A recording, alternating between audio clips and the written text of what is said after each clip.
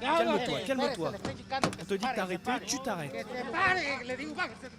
Contrôle musclé à un barrage de miliciens dans l'état de Guerrero au Mexique.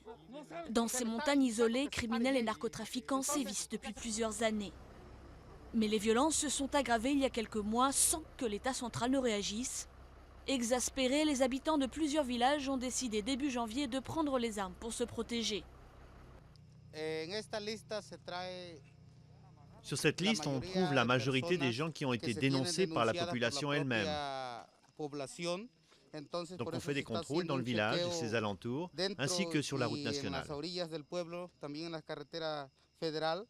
Et c'est ici, dans cette prison improvisée du village d'Almesson, que sont détenus les suspects.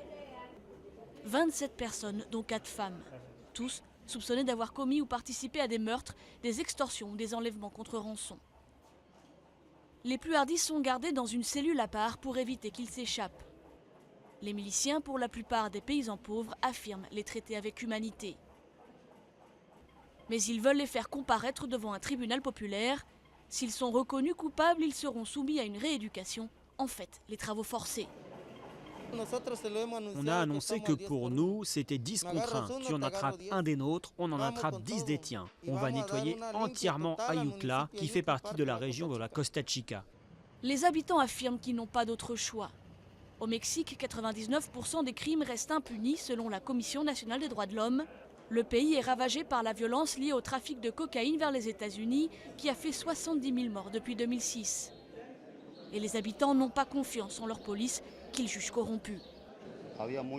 Il y avait beaucoup de vols, que ce soit sur les routes ou dans les champs, des vols d'animaux, donc on restait cloîtrés chez nous. Il y a plusieurs femmes qui ont été violées aussi.